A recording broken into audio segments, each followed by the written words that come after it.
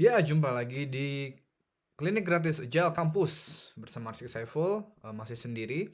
Dan di sini kita bakal jawab pertanyaan Mas Beni, gimana jika developer kita itu external resource ya. Jadi mungkin apa namanya? Vendor gitu. Intinya bukan pegawai tetap gitu. Seperti kita yang maksud di sini adalah mungkin Scrum Master-nya, Mas Beni Scrum Master atau Product Owner mungkin gitu.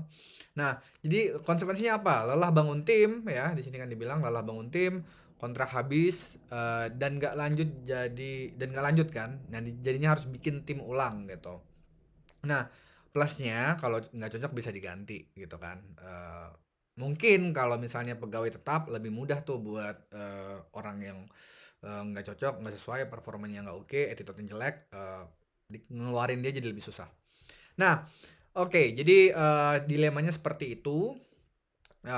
Aku tangkep ini masalahnya adalah stabilitas ya. Stabilitas isunya di sini gitu. Jadi pas kondisinya udah enak gitu kan, cuman ada perubahan terpaksa gitu di luar kendali kita, kita kesel kan.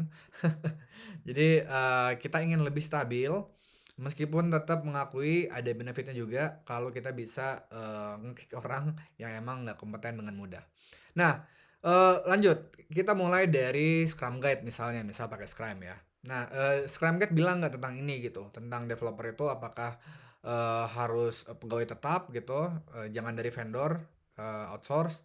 Nah, di sini enggak ya, gitu, nggak dibilang gitu, cuman dibilang developer adalah sekelompok orang yang komit buat bikin apapun yang dibutuhin supaya increment-nya jadi setiap sprint. Increment adalah updatean produk versi terbaru ya, yang di setiap sprint itu coba dikejar.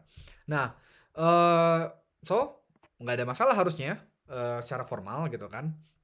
Cuman tentu mana yang lebih baik gitu. Aku pribadi setuju ke Mas Beni bahwa benefit ya dari kestabilan itu lebih tinggi ya dibanding benefit dari misalnya ada orang jelek jadi gampang ngeluarinnya gitu. Kenapa? Kenapa? Buat aku pribadi, karena harusnya perusahaan yang bagus, organisasi yang bagus itu juga punya mekanisme untuk eee, bantu orang-orang, pegawai-pegawai yang performanya kurang oke, ya. Jadi, nggak mesti harus lewat vendor gitu. Kalau emang perusahaan kita kesulitan buat menangani orang-orang yang kurang profesional, ya berarti ada yang harus diubah gitu di mekanisme organizational development, HR biasanya, under HR dari perusahaan kita gitu. Nah, terkait ini sebenarnya topik yang seru banget kalau bicara budaya inovasi.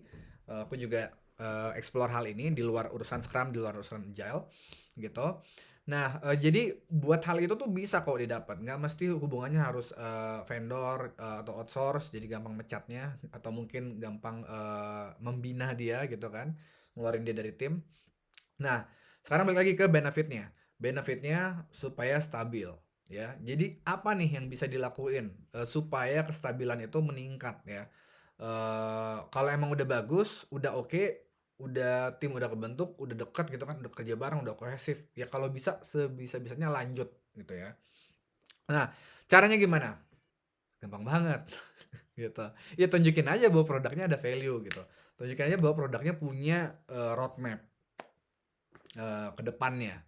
Gitu. Jadi, oke, kalau kalau ini mungkin aku udah butuh, coret-coretan. Jadi kan ini ya, kita punya the scrum team gitu kan, ini CSM yang galau karena dev-nya itu keluar masuk gitu kan, dan jadinya capek gitu. Nah, caranya biar lebih stabil tentu bikin perusahaannya supaya devnya ini nggak bikin perusahaan ya, bikin, policy baru atau mungkin strategi baru gitu dari petinggi di atas sana, bahwa devs-nya ini nggak gampang keluar masuk gitu. Entah itu hire full, entah itu kontrak sama vendornya lebih panjang, lebih long term gitu, atau mungkin ada skema juga supaya, si developersnya yang meskipun dari resource luar, itu bisa nentuin mau lanjut atau enggak, mau di-hire atau enggak sama internal gitu. Apapun itu, ya intinya petinggi itu harus punya visi bahwa, oh oke developers lebih bagus kalau dia, pegawai tetap gitu. Nah, Gimana cara convince-nya? Tadi aku bilang bahwa ya produknya dulu gitu. Kalau produknya emang nggak dianggap penting sama petinggi-petinggi, gimana mau gimana gimana mau meyakinkan mereka gitu. Jadi value produk ditingkatin ya. Di sini tulis, oh jangan merah deh, biar sama. Value ya. Value produk ditingkatin gitu kan. Nah, ditingkatin. Nah, terus langkah kedua apa? Langkah kedua itu adalah bikin roadmap. Pertama itu value produk ditingkatin. Ini jangan nggak enak dibaca nih. Kita coba warna pink aja. Nah, kedua itu adalah bikin roadmap. Nah, roadmap inilah yang nanti bakal ya kalau pakai Scrum bener ya udah pasti ada roadmap ya. Ada product backlog, itu kan bisa dibilang juga sebagai roadmap. Gitu, mungkin kalau mau bikin versi yang lebih zoom out juga bisa product backlognya, nggak detail per product backlog item gitu. Ada roadmap ya yang nanti menggambarkan bahwa wow ini bisa lebih keren lagi nih produknya sebenarnya gitu, cuman nggak bisa kita capai gitu kan, ditulis kan. Kalau di Scrum kita juga ada momen tuh di mana di sprint review kita sebagai SMM product owner bisa nanya developers, kira-kira buat ngeberesin backlog yang panjang ini yang ini butuh berapa sprint gitu. Itu bisa ditanya terus, diupdate terus gitu ke developers. Nah, angka estimasi dari developer itu sekalian ditaruh tuh di roadmap-nya, di product backlog-nya gitu ya. Kenapa? Buat nunjukin bahwa oh ini ada opportunity nih sebenarnya nih, buat nunjukin ke pemimpin ya, bahwa ada opportunity sebenarnya buat apa namanya, buat value yang lebih baik gitu. Jadi nunjukin harapan, hope ya, of future value gitu.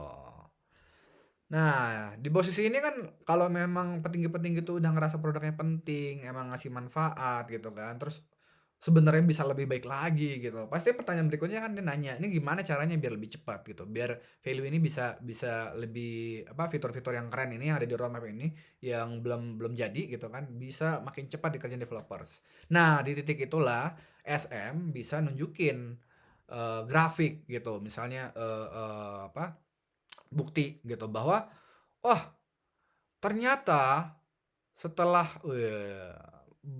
2 tahun setelah 2 tahun kerja," gitu kan, pas timnya satu orang ganti gitu, keluar gitu kan, karena itu vendor kita nggak bisa kontrol gitu, padahal dia orang bagus gitu, itu bikin apa namanya, performanya nurun. Kan kita ada catatan nih di setiap sprint beres PBI berapa aja atau apa aja gitu. Nah, ini kesempatan mungkin kalau memang kebetulan make apa, weighting ya, misalnya storage-nya itu setiap PBI itu dikasih angka gitu, atau kalau aku sih saran nggak usah angka, ukuran baju aja gitu biar susah buat ditambah dan jadi velocity. Ukuran baju aja gitu kan, S, M, L gitu kan. Jadi si petinggi-petinggi tersebut pas lihat datanya bisa convince, wow, eee, ternyata skema skema apa, employment strategi SDM yang kita pakai sekarang itu bikin fiturnya jadi bikin produk ini nggak maksimum gitu value-nya gitu. Jadi hingga mereka convince akhirnya buat ganti policy gitu, ganti strategi. Kasih data eee jeleknya jeleknya tulisan saya memang jelek sih. Jeleknya strategi SDM saat ini gitu. Nah, ini maksudnya terkait terkait vendor klien tadi ya gitu. Nah, udah kalau kayak gitu kalau dia rasional, kalau nggak ada aneh-aneh atau mungkin kayak maksudnya aneh-aneh itu gimana sih? Maksudnya kayak si petingginya tuh sebenarnya nggak menganggap produk ini penting gitu, entah punya kepentingan entah punya apa gitu kan, cuman dia terpaksa bilang bahwa produk ini bagus gitu kan di depan yang lain gitu, bisa aja kan kayak gitu. Nah, kalau nggak ada yang aneh-aneh dan dia cukup rasional, harusnya sih kalau udah petinggi levelnya rasional kok, pasti aku yakin. peluangnya gede banget buat bikin policy baru, skema baru yang lebih stabil buat Mas Benny gitu di kantor. Oke, sekian. Jadi ini nunjukin ya betapa Scrum itu bukan solusi gitu. Scrum itu bukan obat gitu, atau mungkin pakai Kanban, pakai yang lain sama aja, kurang lebih mirip-mirip lah caranya gitu. Itu bukan obat gitu. Itu adalah strategi ya supaya data-data informasi jadi kecatat dan bisa diangkat gitu. Kayak di sini kan, oh ngasih data jelek gitu lewat rekam jejak accomplishment setiap sprint gitu kan. Nah, kalau misalnya kita nggak pakai Agile framework itu bakal susah buat dapetin data itu gitu dan buat ngeyakinin orang. Jadinya ya udah lewat lobby-lobby lah, lewat coba bangun kedekatan lah gitu. Diskusi-diskusi yang sebenarnya nggak terkait sama problemnya tersebut gitu. Yang kalau kata orang politik gitu. Jadi dengan begini jadi meminimalisir perlunya politik. Oke, ya sekian sekian, eee eee, apa namanya, kurangkum aja kali ya, agak panjang soalnya tadi.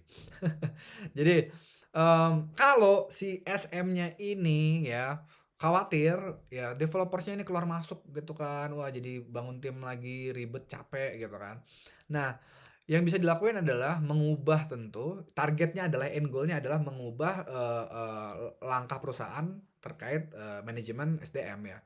Oh ini make vendor, make third party keluar masuk gitu, itu yang diubah. Nah, buat ngubah itu kita harus ganti pemikiran ya atau ubah pemikiran dari petinggi gitu. Nah, buat ubah pemikiran petinggi kita nggak bisa dengan buat ubah pemikiran petinggi kita nggak bisa dengan, curhat, "Wah gue jadi ribet nih, itunya gue, hidup gue jadi berat gitu, harus bangun-bangun tim." Enggak, mereka nggak peduli sama kamu, kemungkinan. Nah, bantu mereka dari sudut pandang mereka gitu. Nah, caranya ada apa, caranya pertama tingkatin value dari produknya setinggi mungkin gitu. Kalau emang value produknya nggak tinggi, jangan-jangan ya sekalian aja bubarin aja gitu tim produknya gitu dan timnya sekalian gitu ngerjain yang lain. Jadi bikin produknya value setinggi mungkin, ngobrol sama product owner tentang problem ini gitu kan, nambah lagi push ke product owner bahwa dia harus kerja keras, bikin value produk lebih tinggi dan juga developers tentu. Nah terus, abis itu bikin roadmap, pastiin ada roadmap yang simple, gampang dibaca sama petinggi di atas, petinggi-petinggi di atas yang kurang waktu pastinya. Nah, roadmap itu nunjukin bahwa, oh sebenarnya bisa lebih baik nih, value-nya udah keren, tapi bisa lebih keren lagi, gitu. Eee, kenapa kenapa nggak bisa lebih keren lagi? Nah, baru deh kita kasih data gitu ya.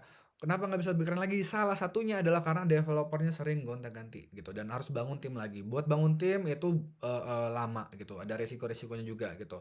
So, boleh nggak kalau kita berhenti lagi dengan skema ini, kita orang-orang bagus kita kasih, full time employment gitu.